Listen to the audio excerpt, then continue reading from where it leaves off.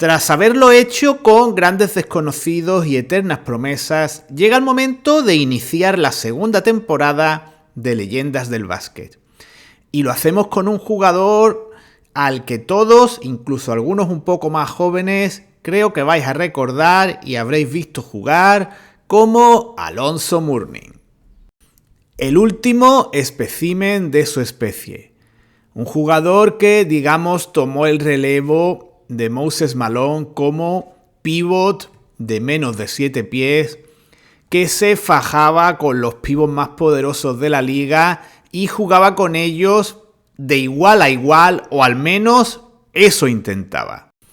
Tengo que reconocer que los jugadores que entraron en la NBA en los años 80 gozan de más admiración y favoritismo por mi parte que los que lo fueron haciendo en los años 90. Una serie de jugadores en muchos casos que tuvieron una actitud, digamos, más infantil, más de niño mimado y de tenerlo todo hecho a nivel salarios, gracias a el rendimiento de esos jugadores que habían llegado anteriormente. Pero Alonzo Mourning es una de las excepciones, de las muchas excepciones afortunadamente, dentro de sus jugadores que entraron ya en los 90 y que personalmente se convirtió en uno de mis jugadores más seguidos y que más me gustaban en aquel entonces.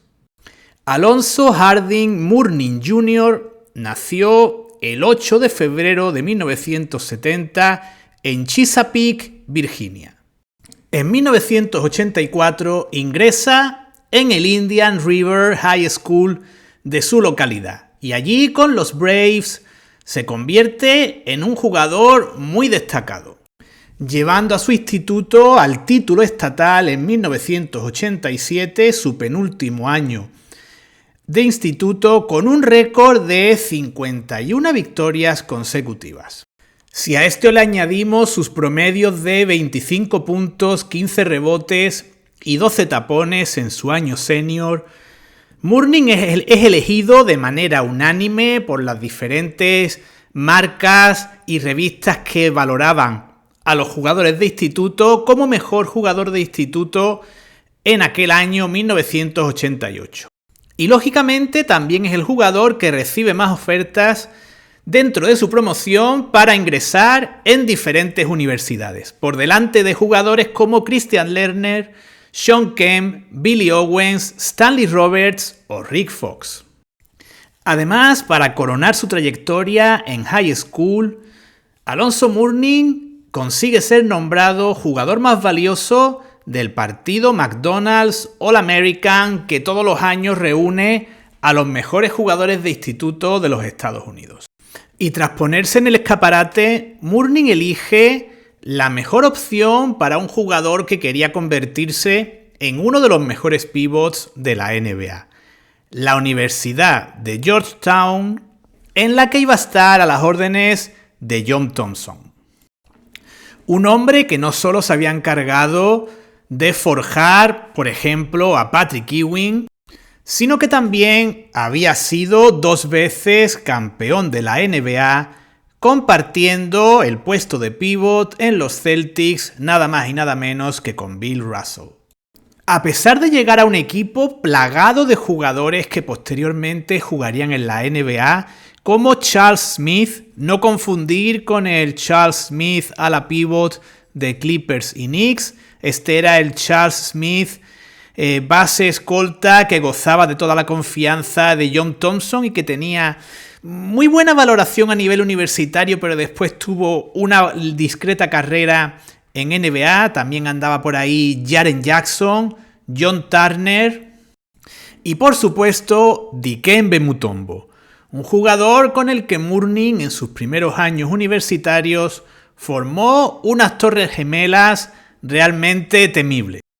Además, la presencia de Mutombo fue positiva para Mourning porque le permitió convertirse en un pívot más versátil, jugar más lejos del aro, poder jugar de 4 en muchas ocasiones.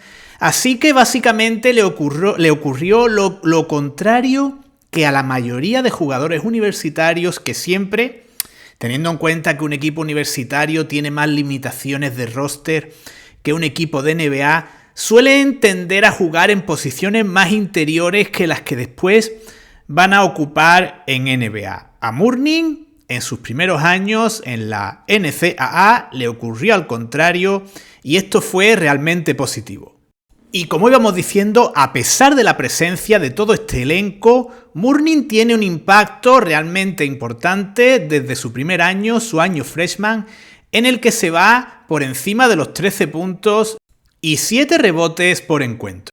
En su segundo año, su aportación crece, se va a más de 16 puntos y 8 rebotes por partido y, con tan solo 20 años, se convierte ya en un jugador conocido para el público fuera de los Estados Unidos, ya que consigue la medalla de plata en los Juegos de la Amistad y la medalla de bronce en el Mundial de 1990. Pasamos por tanto a la temporada 90-91 que podríamos definir como un breve parón en su evolución.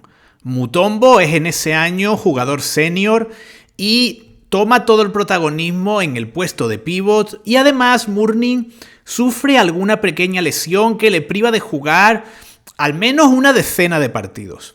Quizás por esto Mourning apura sus 4 años como jugador universitario, aunque hay que decir que eso era lo habitual en Georgetown.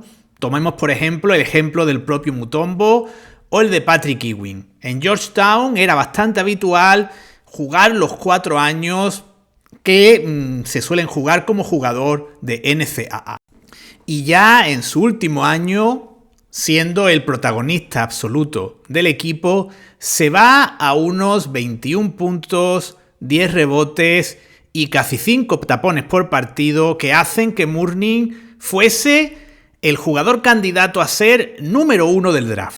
Al menos eso decían la mayoría de expertos, hasta que un tal Shaquille O'Neal decidió declararse elegible para ese draft de 1992. Lógicamente, ante la presencia en el draft de un jugador que no tenía parangón desde los tiempos de Wilt Chamberlain, Alonzo Mourning se tiene que conformar con el número 2 del draft. No obstante, va a un equipo muy similar a los Orlando Magic, el equipo que con el número 1 había elegido a Shaquille O'Neal. El equipo que se hace con los derechos de Alonzo Mourning son los Charlotte Hornets.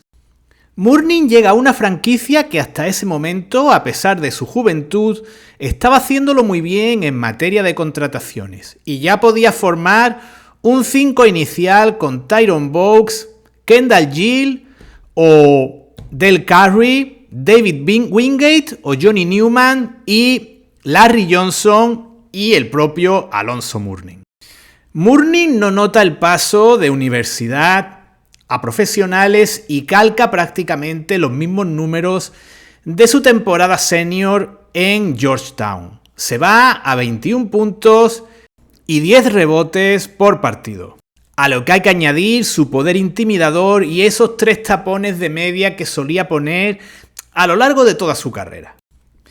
Alonzo Mourning queda en segundo puesto, obviamente, en la votación para Rookie del Año y los Charlotte Hornets derrotan en primera ronda en una eliminatoria histórica a los Boston Celtics tras terminar la regular season con récord positivo por primera vez y caen en segunda ronda ante los Knicks. En definitiva, una temporada muy exitosa y muy prometedora que hacía augurar un gran futuro para esos Hornets. Personalmente, esa pareja, Alonzo Mourning-Larry Johnson, fue la que me hizo albergar más ilusiones respecto a uno de estos equipos que se fueron creando en la década de los 90. Creo que ya ha quedado claro que, por ejemplo, mi opinión, mi visión de los Mavericks, de Jason Kidd y compañía, no era tan positiva. Y podríamos decir que tras esa primera temporada y esa canasta in extremis ante los Celtics, Mourning se coloca ya entre la élite de los pivots de la NBA. Sin embargo, la progresión ascendente de los Hornets se detiene en la siguiente temporada, puesto que Alonzo Mourning se pierde 20 partidos y Larry Johnson se pierde 30. Y la falta de estos jugadores evidentemente en un equipo que no tenía repuestos de calidad. Para los puestos interiores supuso que los Hornets en esa segunda temporada de Mourning en la NBA se quedasen fuera de los playoffs. A nivel individual, la temporada sí es muy exitosa y refuerza el estatus de Mourning como estrella de la NBA. Por un lado, juega su primer All-Star Game y por otro consigue el oro con el equipo de Estados Unidos en el Mundial de 1994. Nos situamos por tanto al inicio de la temporada 94-95. Tenemos a un Mourning y un Johnson que vuelven a estar sanos, aunque en el caso de Larry Johnson hay que decir que ya no volvió a ser el mismo. Desde el momento en el que tuvo ya esos problemas de espalda, perdió ya esa explosividad y nunca volvimos a ver al Larry Johnson de sus primeras temporadas. De todas maneras, en esta temporada rayó a un buen nivel. Mourning mantiene los números de sus temporadas anteriores. La verdad es que fue muy regular en sus 3 temporadas en Charlotte y la franquicia se fue por primera vez a las 50 victorias. Sin embargo, a pesar de este registro y a pesar de tener ventaja de campo, se encontraron con un hecho inesperado. Se enfrentaban a los Bulls que meses antes habían recuperado a Michael Jordan. Y fue demasiado para unos Hornets que no fueron capaces de derrotar a esos Bulls que posteriormente cayeron frente a los Orlando Magic.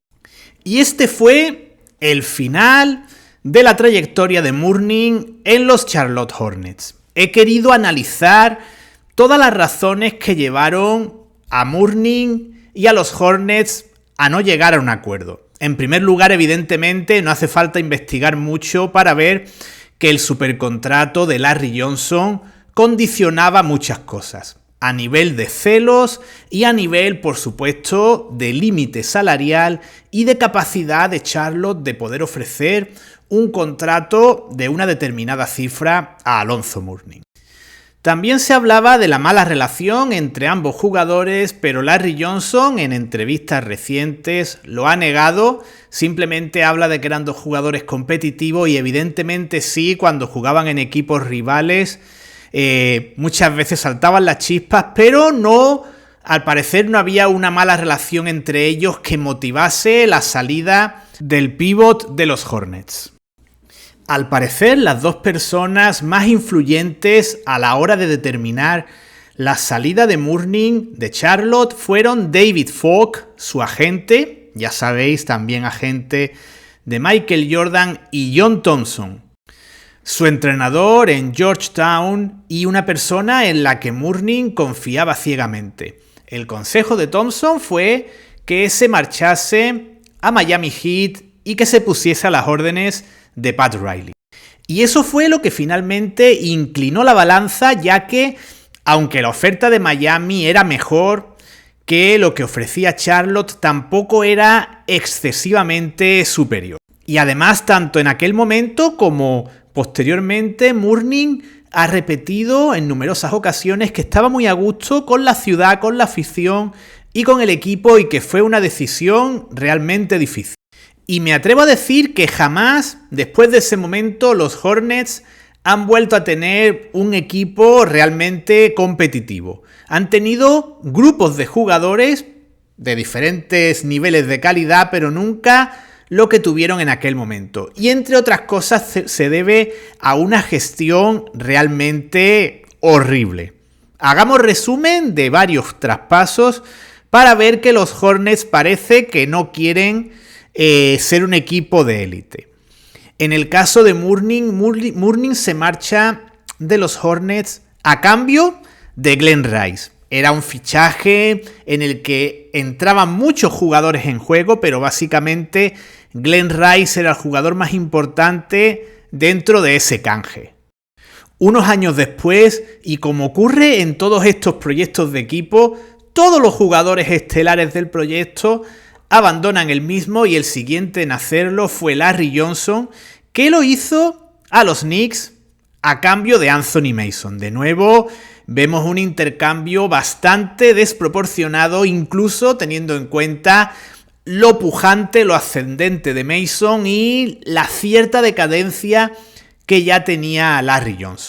Y podríamos seguir con más ejemplos, pero por supuesto el intercambio Vlado Divac-Kobe Bryant es uno de los más, digamos, relevantes que podríamos mencionar, no solo a nivel Hornets, sino a nivel historia de la NBA. Dejamos atrás a Charlotte, volvemos con Alonzo Mourning y con su larga etapa en los Miami Heat. A nivel deportivo y en primera instancia parece que Mourning salía perdiendo a su llegada a Miami. El equipo de Florida tenía muchos jugadores de los que se esperaba más de lo que finalmente dieron de sí. Jugadores como Billy Owens o Walt Williams, entre otros. Además, el refuerzo fundamental del equipo, aparte de Mourning esa temporada, fue Tim Hardaway, que llegó en un intercambio a mitad de la misma. Para ejemplificar más claramente cómo esos Heat de la primera temporada de Mourning eran un equipo que necesitaba algún refuerzo más, el tercer jugador en promedio anotador en esa temporada fue Chris Gatling, ese ala pivot tan poco coordinado que muchos recordaréis y que después de retirarse ya he comentado alguna vez que se metió en más de un lío. La temporada finaliza con un récord de 42-40. Miami cae ante los Bulls, que eran la bestia negra de Alonzo Mourning y de todos los jugadores de la conferencia este, para qué negarlo.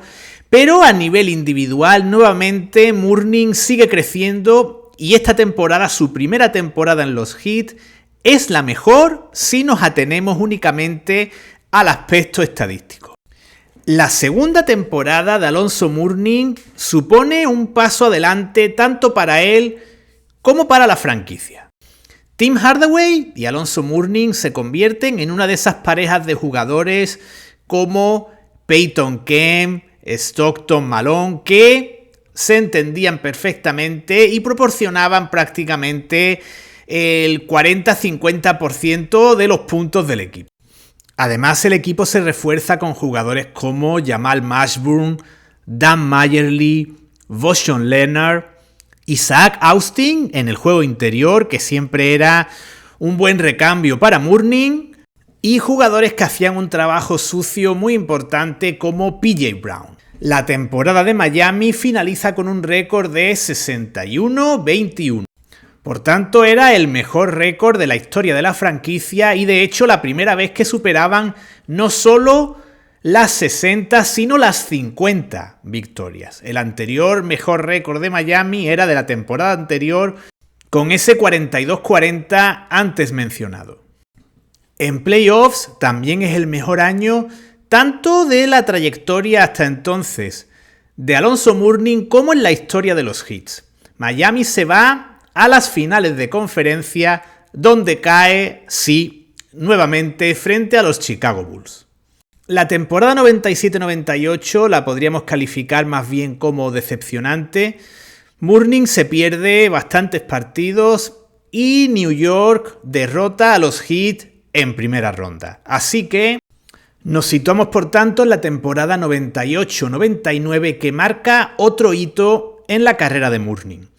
Sus 11 rebotes, 4 tapones y prácticamente 20 puntos por partido lo convierten en el jugador defensivo del año y también en el segundo jugador más votado para el MVP, a pesar de jugar tan solo 46 partidos de esa temporada regular. Sin embargo, Miami vuelve a caer en primera ronda, vuelve a caer en el quinto partido y lo vuelve a hacer frente a los New York Knicks. Nos vamos por tanto a la temporada con la que termina el siglo, la 99-2000, y Mourning mantiene registros similares a los de la temporada anterior. Sus números le hacen valedor de nuevo del premio por segundo año consecutivo a mejor jugador defensivo y en este caso queda en tercer puesto en la votación para el MVP. Además, Miami pasa a segunda ronda de playoffs, donde nuevamente apurando todos los partidos de la serie, en este caso 7, vuelven a caer frente a los Knicks. En ese momento, Mourning seguro que no se imaginaba todo lo que tenía por delante a lo largo del siglo XXI. Tras ganar el oro olímpico en los Juegos del año 2000, Mourning recibe una noticia terrible, le diagnostican un grave problema de riñón. Por lo tanto, se pierde prácticamente la totalidad de la temporada, pero ya sabéis, el espíritu indomable de Alonzo Mourning, esas ganas siempre de darlo todo. Mourning decide volver a las canchas para los últimos 13 encuentros de la temporada para contribuir a que Miami llegase a los playoffs con un honroso récord de 50-32. Miami cae en primera ronda ante el ex equipo de Mourning, los Hornets, y en la siguiente temporada, cuando lo más adecuado probablemente habría sido dejar el baloncesto de manera permanente o temporal, Mourning juega más de 70 partidos y lo hace con unos grandes promedios y es convocado para su último All-Star Game. La aportación de Mourning no es suficiente para que Miami llegue a playoffs y además le pasa factura, como no podía ser de otra manera, en el aspecto físico y Mourning se pierde la totalidad de la siguiente temporada, la 2002-2003. Y tras esa temporada de inactividad en la que terminaba además su contrato con los Heat, Mourning se convierte en agente libre y firma un contrato de 4 temporadas con los New Jersey Nets. Sin embargo, tras jugar tan solo 12 partidos con el equipo de New Jersey, Mourning decide poner fin a su carrera, al menos eso pensaba en ese momento, puesto que sus problemas renales eran ya extremadamente graves y necesitaba un trasplante de riñón. Y de hecho, tan solo un mes después, recibe dicho trasplante en un hospital neoyorquino. Y sorprendiendo nuevamente a propios y extraños, un año después retorna con los Nets, un equipo con el que había firmado un sustancioso contrato, pero en el que nunca se sintió a gusto. Tenía pocas oportunidades para jugar y aparte estaba, poco satisfecho con la gestión del equipo, que le había prometido hacer un equipo ganador y sin embargo lo que habían hecho era básicamente desmantelar la plantilla y la gota que colmó el vaso fue la no renovación de Kenyon Martin. Ante esta situación, New Jersey decide desprenderse de Alonzo Mourning y lo envía a los Toronto Raptors en otro intercambio multijugador mediante el cual Vince Carter recaló en los Nets. Mourning no llega nunca a enfundarse la casaca de los Raptors y son varias las teorías al respecto. Por un lado, parece que Mourning no estaba por la labor de irse a tierras canadienses y por otro, según dicen, no pasó el pertinente examen médico del equipo de Toronto. La cuestión es que de una manera u otra, Mourning fue cortado por los Raptors en febrero de 2005. Y menos de un mes después de ser cortado por los Raptors, Mourning firma el 1 de marzo de 2005 un nuevo contrato con el equipo de su vida, los Miami Heat. Y lo hace con un único objetivo en mente: conseguir ganar el anillo de la NBA antes de dejar el baloncesto. Mourning asume sin ningún tipo de problema su nuevo rol en los Heat, muy distinto al que tenía a principios de los 2000 y sobre todo a finales de los 90. Ahora, Mourning tiene que compartir juego interior con el que fuera su rival durante más de una década, Shaquille O'Neal. Mourning se convierte en un recambio de lujo para O'Neal y también podía jugar junto a él en una posición de ala pívot que le suponía menos esfuerzos y era menos exigente para él en muchos aspectos. Además, el aspecto ofensivo, sin desaparecer por supuesto, se convierte en algo secundario para un Mourning que centra todo su esfuerzo en el aspecto defensivo y sobre todo en la intimidación. A lo largo de tanto esa primera media temporada con los Heat como en la segunda temporada en su retorno, la 2005-2006, Mourning ofrece unos promedios en rebotes y sobre todo en tapones muy destacables para los minutos que jugaba. Y en ambas campañas contribuye a que Miami llegue muy lejos en playoffs. En primer lugar, caen frente a los Pistons en las finales de conferencia y en la 2005-2006, tanto Miami como el propio Mourning alcanzan su sueño y consiguen el campeonato de la NBA. Y no es solo Mourning el jugador que consigue por primera vez proclamarse campeón de la NBA por primera y única vez, sino que otros clásicos de la NBA como Gary Payton, Antoine Walker o Jason Williams también ganan su único anillo en esa temporada. Y podría no haber sido el único anillo de esos Miami Heat, pero el siguiente año se vio marcado por las lesiones.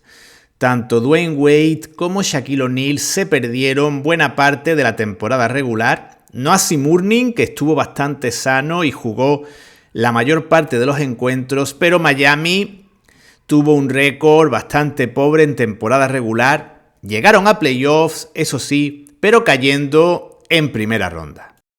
Nos situamos, por tanto, en la temporada 2007-2008, que a la postre sería la última temporada de Mourning como jugador de la NBA. Una temporada que termina bruscamente para Mourning el 19 de diciembre de 2007, cuando contaba con 37 años, al sufrir una grave lesión de rodilla. Y probablemente a sabiendas de que era una lesión que le podía retirar, Mourning rechaza salir de la cancha en camilla y lo hace a pie con la ayuda de sus compañeros. Evidentemente, como podéis imaginar, Mourning no se rindió en ese momento y tras someterse a la pertinente operación y a la rehabilitación, dejó en el aire su posible retorno hasta que, en enero de 2009, anunció su retirada definitiva. Una decisión que era mucho más fácil tomar una vez que ya había conseguido proclamarse campeón de la NBA unos años antes. Y tras su retirada hay que decir que Mourning se ha mantenido tan hiperactivo como era en la cancha. Poco después de dejar el baloncesto, se unió a los Heat nuevamente como vicepresidente de la franquicia. Un puesto desde el cual se encarga sobre todo de las actividades de índole social y caritativo en las que está involucrado el equipo de Florida. Además, Mourning también dirige su propia fundación con su nombre, en la cual también ayuda a familias y sobre todo a jóvenes desfavorecidos en Miami. Y para terminar con este vídeo, tengo dos noticias de rigurosa actualidad relacionadas con Alonzo Mourning. En primer lugar, en una entrevista concedida recientemente, Mourning, sin tapujos, culpa a los calmantes de sus problemas de salud y de su trasplante de riñón. Unos calmantes cuyo uso estaba, no sé si sigue estando, pero estaba tremendamente extendido entre los jugadores de la NBA y que probablemente sean responsables de muchas de esas muertes prematuras de las que hemos hablado en tantos vídeos. Y la segunda noticia de actualidad, de hecho admito que la he descubierto mientras realizaba este vídeo, está relacionada también con la salud de Alonzo Mourning. Recientemente le diagnosticaron un cáncer de próstata, el cual afortunadamente parece haber superado tras someterse a la pertinente cirugía. Y con esta buena noticia terminamos este vídeo dedicado a uno de los últimos grandes pivots que hemos podido ver en la NBA. Y para los que queráis saber un poco más sobre Mourning, os dejo un enlace en los comentarios de este vídeo a una carta que el propio Mourning se escribe a sí mismo desde su edad actual al Mourning de 12 años. Espero que os resulte interesante y, por supuesto, ofrecerá mucha más información e información complementaria a toda la que os he podido dar en este vídeo. Sin más, muchas gracias por vuestra atención y nos vemos muy pronto en otro vídeo de Retrobasket Spain.